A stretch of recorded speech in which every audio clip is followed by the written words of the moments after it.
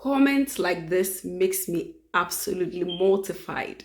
Honestly, sometimes I can't understand the level of understanding of some people of how the UK system works, and they don't take their time to read.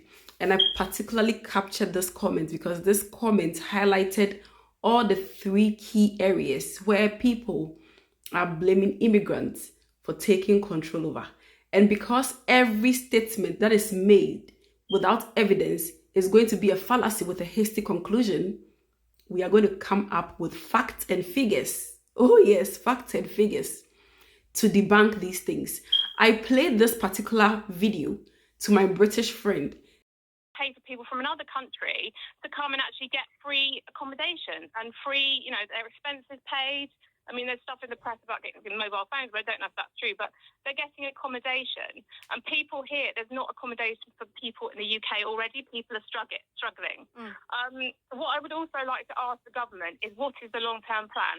Are they really thinking that an immigrant, if they come and that house them and they go through the system, that when they can start to work, are they saying that they'll be able to afford to live here? That they'll be able to pay? After she listened to this video, she told me this is either a paid caller, meaning somebody who has been paid to call the radio station, or somebody who is just, unhappy about something and is just looking for somebody to blame.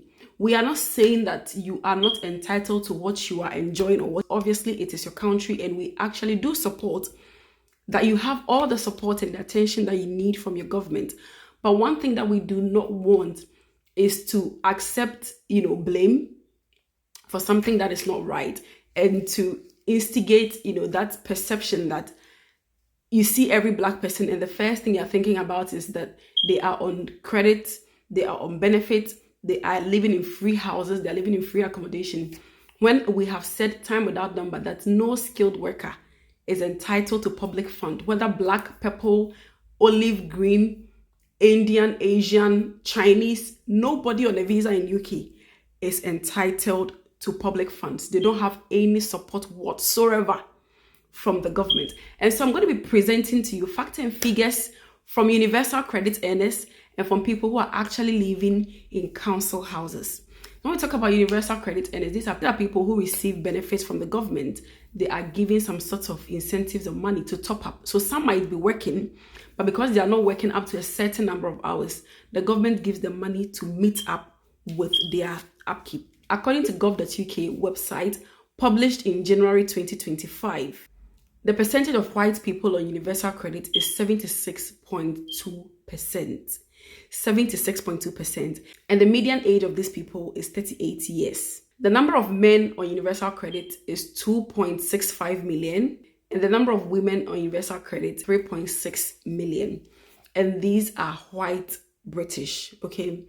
So if you look at the percentage, 76.2% of white British are invest, as it should be, because it is your population.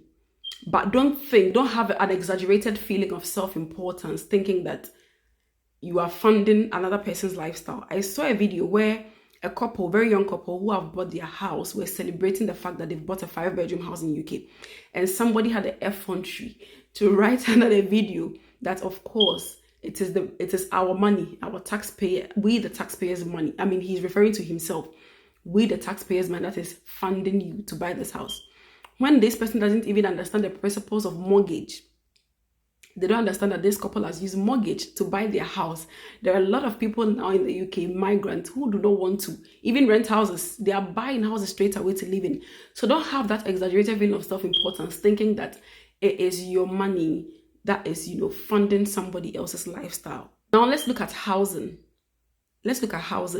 Housing means, i.e., those that are living in council houses that are, council houses are either rented to people on, subsidized rent, or they might be living in them for free, which is paid for by the government. Maybe they've got a disability that they can't work and the government is looking after them, which is fine. The percentage of white people who are living in council houses is 82.9%. 82.9% of people living in council houses are white. And the number of white British, or the percentage of white British people living in council houses, is 77.6%. So next time when you want to come out and attack people, the wrong people for the wrong things, just do a little bit of research, back them by fact and evidences. Otherwise, as I said, it becomes a fallacy with a hasty conclusion, and that is not funny. We are not the cause of your problems. I don't know how many times I can say this over and over and over again. People are paying taxes. People are happy to pay. They are not complaining. But the moment you come out to make it look like you are funding somebody's lifestyle, you give us work to do research. I will present you your facts and figures. Okay? So please don't come after any immigrant. If you have any problem, as I said, do the needful, right? Do the needful.